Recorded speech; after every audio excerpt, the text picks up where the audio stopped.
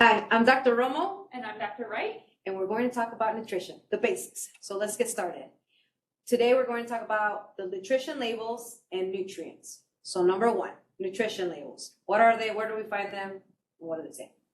So on the left side of the screen, you're going to see the nutrition label, and you're going to find them behind chipper bags, behind the can, On the side of a cereal box.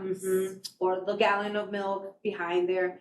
So the top thing that we have outlined in red are the calories. So what is a calorie? It's how we measure the amount of energy a food has for us. And so we have to look at food as energy. And it's okay to view this as sometimes as a cultural experience, a yummy, delicious meal. Especially, I mean, that's how I view food most of the time. But we have to remember that food is energy. And how do we measure that? It is with a calorie. And it can be shown as cows or kcal. It's essentially the same thing, and it's short for calories. So here on the left side, we have an example of a nutrition label of 240 calories. So we can imagine that it is the family size bag of Doritos. My favorite kind is the blue kind. And so when I'm seeing this, oh my goodness, so if I eat the entire bag, it's 240 calories, right? That's where they trick you. Man. So under where it says nutrition facts, you'll notice something that says serving size. And for this, it says 1.5 cups. So for this container, 1.5 cups is 1 serving. And everything listed under that thick black line under the serving size is for 1 serving. So for this container, it has 4 servings. So if we're going to eat that whole bag of chips, we're going to need to multiply that 240 calories by 4. So that would be poor choice from my part, right? Okay, so the next part, macronutrients. So moving down the nutrition label. So we have 3 macronutrients: carbs, fats, and protein. We're going to talk about a little bit what are they and what are examples of those. But here on the left side, again, outlined in red, first you'll see fats, then total carbohydrates, and protein. So that's what you'll find them. We'll touch more about what the site says. Fats, you can see they have things under the fat category as saturated fats. We also have unsaturated fats, and there are trans fats as well. So you'll notice that it doesn't even list the unsaturated fats, and that's because it's assuming that anything that's not a saturated fat is unsaturated fat. Same with carbs. So those are containing sugar, fiber, and starch. And it's a new requirement in the last 5 years for every nutritional label to show the added sugar. That's the things that the manufacturer of the food adds to the food, just in sugar. So that's not natural to the whole food. And it's just so we can finish the bag, right? Finish the container.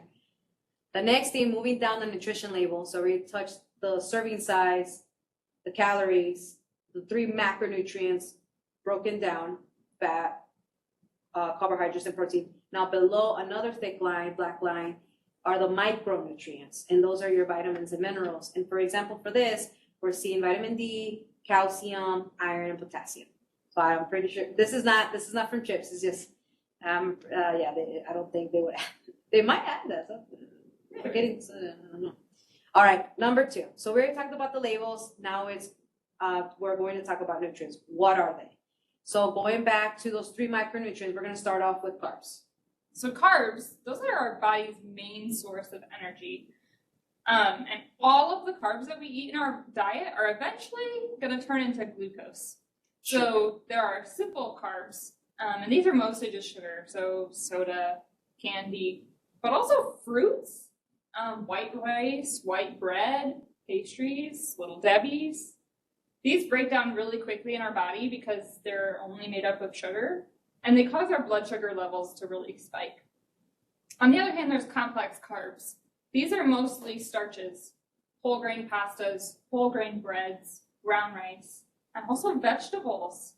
And these take longer to break down, so they help you feel full faster. The other part of carbs is fiber, and this is not broken down in our body very easily at all. But it's important in our diet because it helps us to maintain regular bowel movements and help us poop better. So, and then, Dr. Wright, you were talking about simple carbs, the blood sugar will shoot up, and complex carbs. But if we look at this for energy, which one would have a longer lasting energy? Would it be the simple carbs or the complex carbs? So the complex carbs are going to give you the longest length of energy because your body's working to break down those complex carbs. Whereas the simple carbs, you get a quick spike in your blood sugar and then a quick drop. So you're going to feel full, you're going to feel hungry in about half an hour after you eat a simple carb. And so if we look back to the top, it says 50%. We're putting the percentages to which we're going to talk about in a little bit. If you imagine a plate, a pretty moderate size of plates, you want half of that plate, so 50% of that to consist of carbs. And like we just said, if you want energy that would sustain you for at least 3 to 4 hours, you would choose the complex carbs. And out of that list, we would prefer and recommend the vegetables. You can have a little bit of grain pastas, whole grain bread, brown rice, or vegetables, and you can sprinkle a little bit of those simple carbs, which can be what we would recommend would be the fruits over the soda, over the candy, over the white bread, over the bread, over the white rice, or the pastry. So fruits for your simple carbs would be the better choice. And the reason it's a better choice, even though it's a simple carb, it's got a high value of those micronutrients, those vitamins and minerals that we also need in order for our body to function correctly. So the next micronutrient is the fats. So next to the percentage is 30%. So about a quarter, if we're imagining this plate, so a quarter would be fats. So fats are what our body uses if we run out of carbs. And that's why we store our fat, and everybody has a little bit of fat on them. Obviously varying amounts that people have, but it's important to store fat because if we ever run out of those carbs, then we use our fat for the energy for our body. Fats help protect our organs, and they also help carry things from one part of our body to another part of our body. Fats come in different types. So there's saturated fats. Those come from animal products, and they're typically solid at room temperature. So that's like butter, cream cheese, sour cream. Those should be limited in our diet. The other part is unsaturated fats, and these come from plants. And these are typically liquid at room temperature. So think olive oil, canola oil. One of those exceptions is avocados, which is really high in unsaturated fats, even though it's solid at room temperature.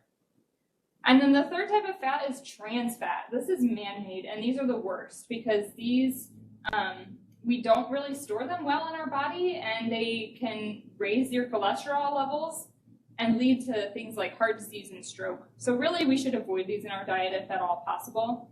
And it's a new law, again, that they list any food that has trans fat in them.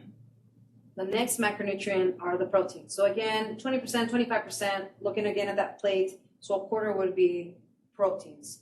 So proteins help build muscles and bones. This is what helps make us strong. It also makes hormones and enzymes that our body uses to function properly. So like estrogen, testosterone, these all help our body work correctly.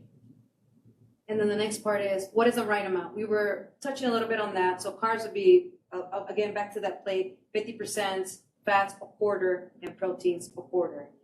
And moving on to the next slide. So when we talk about, well, how many calories am I supposed to eat in a day? And we're going to talk about this in a later video. Yeah, we'll teach you how to calculate the correct amount of calories for your body. Mm-hmm. So, but right now in the U.S., you can see towards the bottom of the nutrition label, it says the percentage daily value tells you how much nutrient in a serving of food contributes to a daily diet. It's 2,000 calories. So in the United States, they recommend on a daily basis, so 3 meals a day, that's the number of meals that you eat, 2,000 calories. So out of those 2,000 calories, overall, we want 50% carbs, 25% of the protein, 25% fats. And for example, we would just break down this nutrition label. You can see on the side what percentage of that daily value. So we look at the 2,000 calories, how much of that calorie is we're getting out of that macronutrient. So for example, for total fat, it looks like it's 5%.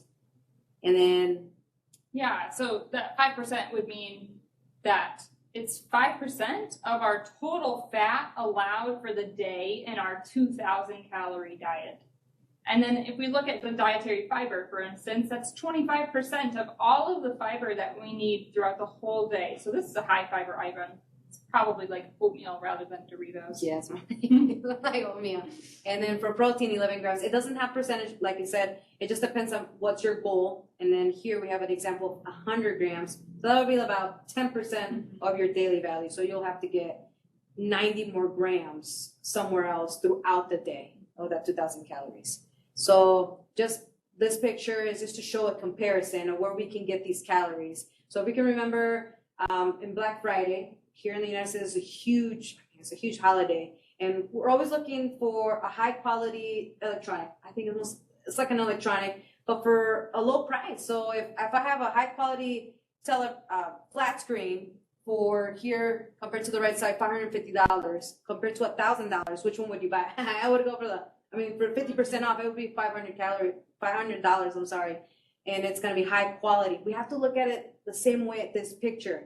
The right side where we have the broccoli and the steak and the baked potatoes, that's the high quality, the best energy that you're going to have that is going to sustain you throughout the entire day. On the left, it's your lower quality. I know it looks delicious, but it's not going to provide the big bang for its buck. And so on the left side, we just digest it. Half of that meal, we can already see it's fries. So it's going to be 50% of fat. And then if you look down, you have the Big Mac. And so you have the white bread. There's 3 slices of white bread. So that's simple carb. So it's going to spike your blood sugar. And then you're going to get hungry after 30, 60 minutes. And then you have 2 patties, ground beef. So there's a little bit of protein. I don't know how much oil they used. So you have the protein there, maybe 10% of the meal. And then the carbs, the simple carbs, would be 20%, it looks like. And then the rest of it is fat. Mm-hmm. And so it would be almost, if I do the math, like 70% is fat. So we're overshooting what we recommended, 25%. And here we're eating 75% of the fat. We want 50% of preferably complex carb, like vegetables, whole grain bread, not white bread. And we're doing here 10%, or we said 10%. And then the meat, which we want 25%, and this is 10%. So, and then look at the bottom, it's 1,000 calories. So I'm gonna eat this, it's 1,000 calories, but then I'm gonna feel hungry again sooner or later. And on your 2,000 calorie allowance, that's half of your total daily allowance of food. So, oh man. And then on the right, we have, look at this plate, we have the vegetable, which is a complex carb, and then the baked potato, which is starch, which is a carb. And so if you look at it, you could say 75%. 70% is our carbs. And then that steak, you can say 25%. And then 5% of fat. And we can assume that the steak used a little bit of oil, and also we used a little bit of oil, not a lot, and not in excess amounts, a little bit of the olive oil to bake the potatoes, and also it looks like bake or just asar the steak. And so for this one, this meal is gonna sustain you for the day. It's gonna sustain you for 4 hours, and it's 550 calories. We have a lot of micronutrients, of vitamins and minerals with that broccoli. And again, the complex carb is going to sustain those blood sugar, your level better throughout the day compared to the simple carb. It's going to shoot it up and then it's going to go down. We're going to feel hungry. So if we compare this, it would be a better option to go to the right because it's a quarter of your daily, which is 2,000. I'm only eating 500 compared to 2,000. I'm getting a lot of my nutrients and I'm hitting the right amounts that we want for that plate. We're not overshooting the fats like on the left. We have the right percentage for my carbs and also protein. And it's going back to the high quality TV screen. We're having a high quality TV screen on the right for the less money. And here it's the other way around for us too. We have a lot of great energy and a little bit of calories. And that's, at the end of the day, that's the best meal choice that we want to pick. So these are just comparisons that we can talk later with the next video. But next time, we're going to talk about We'll talk about fast food and some nutrition labels of some common fast food orders. And then we'll also talk about My Plate, which is the government recommendation for how we manage our plates when we're structuring our meals. All right. Well, see you next time. See ya.